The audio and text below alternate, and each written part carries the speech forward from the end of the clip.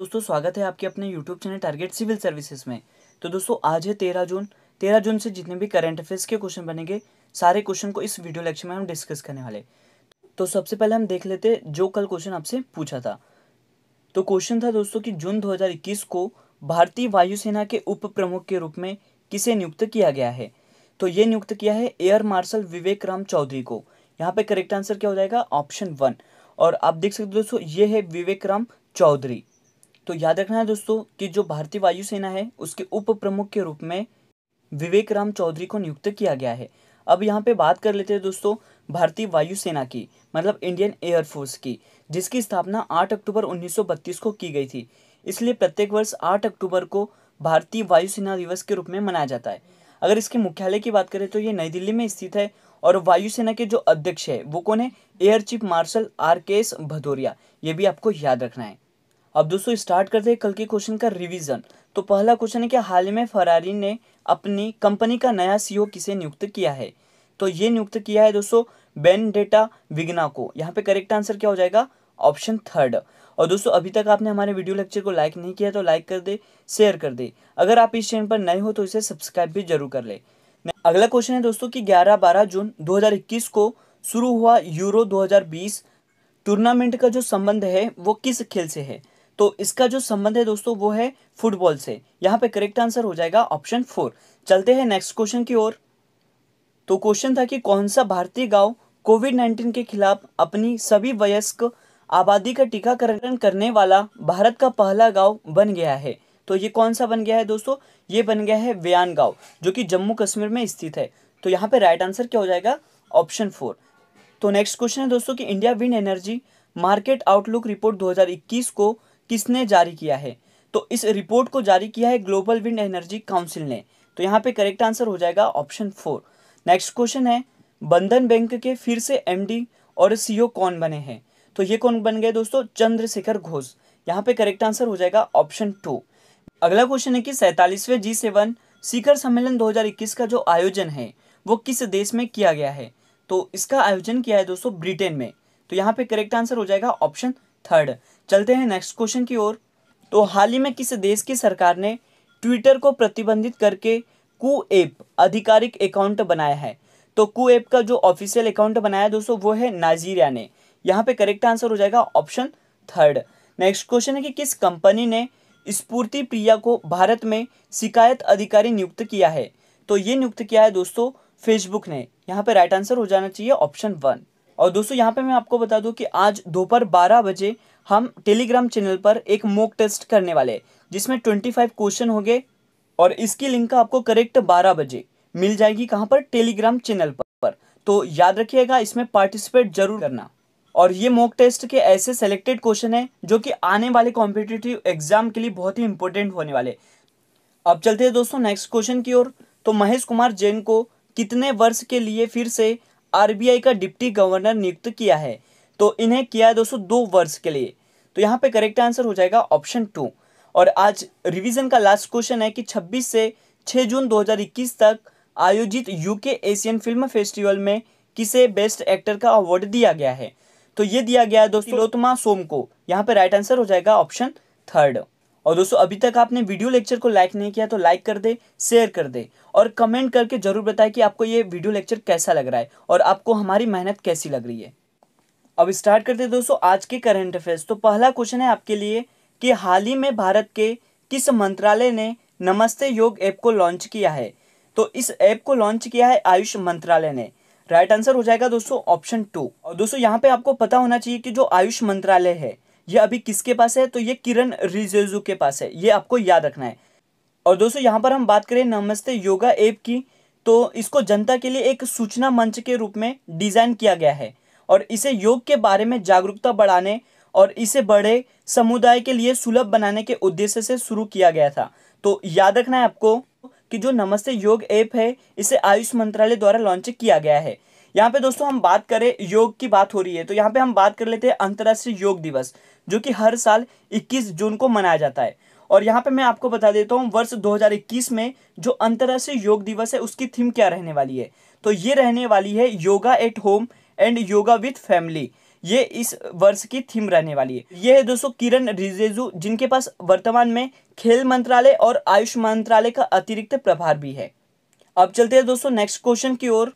तो क्वेश्चन है दोस्तों कि विश्व बाल श्रम निषेध दिवस कब मनाया जाता है? तो ये मनाया जाता है प्रत्येक वर्ष 12 जून को। तो यहाँ पे राइट आंसर हो जाएगा ऑप्शन 4। तो दोस्तों विश्व बाल श्रम दिवस 12 जून को मनाया जाता है। हम बात करें 2021 की थीम की, तो ये क्या है? And child labour. ये आपको याद रखना है, एंड चाइल्ड लेबर इस वर्ष की थीम है। यहाँ पे साथ ही दोस्तों हम बात करें कि जो 2021 है, इसको अंतर्राष्ट्रीय बाल श्रम उन्मूलन वर्ष घोषित किया गया है। यहाँ पे मैं आपको बता दूं कि विश्व बाल श्रम निषेध दिवस की जो शुरुआत है वो सन 2002 से की गई थी। और साथ ही दोस्तों यहाँ पर हम बात कर लेते हैं ILO की, मतलब इंटरनेशनल लेबर ऑर्गेनाइजेशन की, जिसकी स्थापना 1919 में की गई थी और इसका मुख्यालय जेनेवा स्विट्जरलैंड में स्थित है। और अध्यक्ष की बात करें तो ये गे राइडर है, ये भी आपको याद रखना है। और इसमें जो सम्मिलित देश है वो कितने हैं? तो 187 है। तो ये सारे इंपॉर्टेंट पॉइंट है जो आपके एग्जाम में पूछे जा सकते हैं। अब चलते हैं दोस्तों नेक्स्ट क्वेश्चन की ओर। तो हाल ही में डॉक्टर अशोक पंगड़िया का निधन हो गया है। बताइए उनका जो संबंध है वो किस क्षेत्र से था? तो इनका जो संबंध है वो चिकित्सा से था। करेक्ट आंसर हो जाएगा दोस्तों ऑप्शन 4। और ये है दोस्तों अशोक पंगाड़िया, ये है डॉक्टर अशोक पंगाड़िया। तो दोस्तों देश के प्रख्यात न्यूरोलॉजिस्ट डॉक्टर अशोक पंगाड़िया का 71 वर्ष की उम्र में निधन हो गया है। और यह राजस्थान के शीर्ष सरकारी अस्पताल में से एक SMS अस्पताल के न्यूरोलॉजी विभाग के प्रमुख थे। और 2020 में इन्हें मेडिकल काउंसिल ऑफ इंडिया ने इन्हें प्रतिष्ठित डॉक्टर BC राय पुरस्कार से भी सम्मानित किया गया था। और 2014 में इन्हें पद्मश्री पुरस्कार से भी सम्मानित किया गया है। तो याद रखना है आपको दोस्तों कि जो डॉक्टर अशोक पंगड़िया है, इनका संबंध चिकित्सा से है। चिकित्सा में भी दोस्तों इनका जो संबंध है वो न्यूरोलॉजिस्ट से है, तो याद रखना है आपको। अब चलते हैं दोस्तों नेक्स्ट क्वेश्चन की ओर। तो क्वेश्चन है कि चर्चा में रहने वाला पक्के टाइगर रिजर्व किस राज्य में स्थित है? तो यह स्थित है दोस्तों अरुणाचल प्रदेश में। यहाँ पे राइट आंसर हो जाएगा ऑप्शन 3। तो दोस्तों यहाँ पर हम बात कर लेते हैं पक्के टाइगर रिजर्व की। तो ये है दोस्तों पक्के टाइगर रिजर्व। इसकी आप लोकेशन और इसका मैप भी देख सकते हैं, जो कि अरुणाचल प्रदेश में स्थित है। तो दोस्तों ये जो पक्के टाइगर रिजर्व है, ये अरुणाचल प्रदेश के कामगे जिले में स्थित है। यहाँ पे दोस्तों मैं आपको बता दूं कि ये चर्चा में आखिरकार क्यों रहा है। तो पक्के टाइगर रिजर्व के जो कर्मचारी है, इन्होंने स्वास्थ्य बीमा उपलब्ध कराया था और इनको वेतन नहीं मिलने पर यह हड़ताल पर है। और दोस्तों यहाँ के जो कर्मचारी है, इन्हें ग्रीन सोल्जर भी कहते हैं। यहाँ पर एक इंपॉर्टेंट पॉइंट आपको याद रखना है दोस्तों कि जो पक्के टाइगर रिजर्व है, इसको अंतर्राष्ट्रीय जैव विविधता पुरस्कार भी दिया गया है। तो ये किसके लिए दिया गया था? तो इनको हॉर्नबिल पक्षी के एडॉप्शन के लिए, मतलब यहाँ पे इन्होंने गोद लिया है। तो दोस्तों आपको मैंने सारे इंपॉर्टेंट पॉइंट थे वो बता दिए। अगला क्वेश्चन है दोस्तों कि द नाइट वॉचमैन के लिए किसने फिक्शन श्रेणी में पुलित्जर पुरस्कार 2021 को जीता है? तो ये जीता है दोस्तों, तो यह अवार्ड जीता है दोस्तों लुइजी एल्ड्रिड ने। यहाँ पे करेक्ट आंसर हो जाएगा ऑप्शन 1।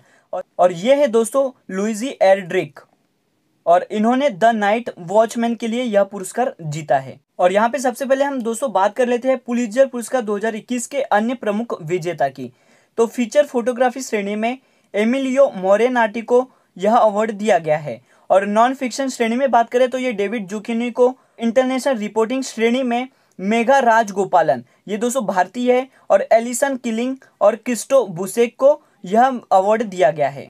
और इतिहास श्रेणी की बात करें तो ये मार्सिया चेटलेन को इस अवार्ड से सम्मानित किया गया है। और ड्रामा श्रेणी में कैटोरी हॉल को द हॉट विंग किंग के लिए पुलित्जर पुरस्कार से सम्मानित किया है। और पब्लिक सर्विस श्रेणी में द न्यूयॉर्क टाइम्स को पुलित्जर पुरस्कार 2021 से सम्मानित किया है। तो ये सारे इंपॉर्टेंट पॉइंट है दोस्तों, इसको कहीं पर भी नोट कर लेना और याद रखना। अब चलते हैं दोस्तों नेक्स्ट क्वेश्चन की ओर। तो हाल ही में फुटबॉल एसोसिएशन की पहली महिला अध्यक्ष कौन बनी है? तो ये बन गई है दोस्तों डेबी हेविट। यहाँ पे करेक्ट आंसर हो जाएगा ऑप्शन 2। और ये है दोस्तों डेबी हेविट, जो हाल ही में फुटबॉल एसोसिएशन की पहली महिला अध्यक्ष बनी है। और यहाँ पे दोस्तों बात हो रही थी फुटबॉल की, तो हम बात कर लेते हैं किसकी? फीफा की। किसकी बात कर रहे हैं यहाँ पे दोस्तों? हम फीफा की। तो इसकी जो स्थापना है वो 1904 में की गई थी और इसका मुख्यालय ज्यूरिख स्विट्जरलैंड में स्थित है। और फीफा फुटबॉल कप 2018 कहाँ पर हुआ था? तो ये रूस में हुआ था। और फीफा 2022 का जो आयोजन है वो कहाँ पर होने वाला है, ये कल क्वेश्चन आपसे मैंने पूछा था। तो इसका सही जवाब है दोस्तों कतर दोहा में इसका आयोजन होने वाला है। फीफा 2022 का जो आयोजन है वो कहाँ पर होने वाला है, इसका आयोजन होने वाला है कतर दोहा में। तो क्वेश्चन है दोस्तों कि जो स्वदेश निर्मित ALH Mk3 हेलीकॉप्टर को भारतीय नौसेना में शामिल किया गया है और इसे किसके द्वारा विकसित किया गया है, तो ये आपको बताना है। तो ये विकसित किया है दोस्तों HAL के द्वारा, मतलब बात हो रही है दोस्तों यहाँ पे ऑप्शन 1 करेक्ट होगा। तो इसको विकसित किया है दोस्तों हिंदुस्तान एरोनॉटिक्स लिमिटेड ने। करेक्ट आंसर क्या हो गया दोस्तों यहाँ पर ऑप्शन 1।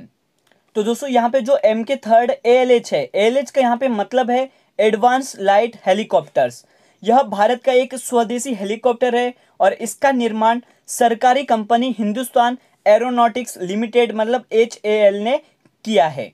और इस हेलीकॉप्टर में अत्याधुनिक सर्विलांस राडार और इलेक्ट्रो ऑप्टिकल उपकरण लगे हुए हैं, जिससे यह दिन रात लंबी दूरी तक खोज व बचाव कार्य करने में सक्षम है। दोस्तों यहाँ पर हम बात कर लेते हैं HAL की, मतलब हिंदुस्तान एरोनॉटिक्स लिमिटेड की, जिसकी स्थापना 23 दिसंबर 1940 को की गई थी और इसका मुख्यालय बेंगलुरु कर्नाटक में स्थित है। चेयरमैन और MD की बात करें तो ये R माधवन है। तो ये सारे इंपॉर्टेंट पॉइंट है, तो ये आपको याद रखने हैं। अब चलते हैं दोस्तों नेक्स्ट क्वेश्चन की ओर। तो फोर्ब्स द्वारा जारी विश्व के सर्वश्रेष्ठ बैंक की जो सूची है 2021 में, इसमें किस बैंक को पहला स्थान मिला है, तो ये मिला है दोस्तों DBS बैंक को। यहाँ पे करेक्ट आंसर हो जाएगा ऑप्शन 2। और दोस्तों यहाँ पर हम बात करें DBS बैंक की, जिसकी स्थापना 16 जुलाई 1968 को की गई थी और इसका मुख्यालय सिंगापुर में स्थित है। चेयरमैन की बात करें तो ये पीटर सिंह है और CEO है दोस्तों पीयूष गुप्ता। और यहाँ पे दोस्तों मैं आपको बता दूं कि जो DBS बैंक है इसकी इंडिया में स्थापना कब की गई थी, तो 1995 में की गई थी। और DBS बैंक इंडिया के जो MD और CEO है वो कौन है, सुरजीत सोम, ये आपको याद रखना है।